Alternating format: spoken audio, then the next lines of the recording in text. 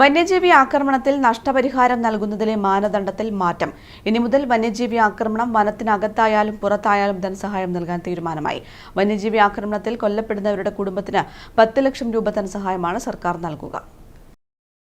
മനുഷ്യ വന്യജീവി സംഘർഷം സംസ്ഥാന സവിശേഷ ദുരന്തമായി പ്രഖ്യാപിച്ച സാഹചര്യത്തിലാണ് ഉത്തരവ്. വന്യജീവി ആക്രമണത്തിൽ കൊല്ലപ്പെടുന്നവരുടെ കുടുംബത്തിന് 10 ലക്ഷം രൂപ ധനസഹായമാണ് സർക്കാർ നൽകുക. 4 ലക്ഷം രൂപ ദുരന്ത പ്രതികരണ നിധിയിൽ നിന്നും ബാക്കി 6 ലക്ഷം രൂപ വനംവകുപ്പ് തനത് ഫണ്ടിൽ നിന്നുമാണ് ലഭ്യമാക്കുക. പുതിയ മാനദണ്ഡ പ്രകാരമുള്ള സഹായത്തിന് മുൻകാല പ്രാബല്യവും ഉണ്ടായിരിക്കും.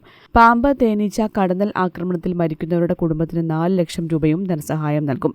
വന്യജീവി ആക്രമണത്തിൽ 40% മുതൽ 60% വരെയുള്ള അംഗവൈകല്യത്തിന് ദുരന്ത പ്രതികരണ നിധിയിൽ നിന്ന് 74,000 രൂപയും വനംവകുപ്പിൽ നിന്നുള്ള 1,26,000 രൂപയും ഉൾപ്പെടെ 2 ലക്ഷം രൂപ ലഭിക്കും.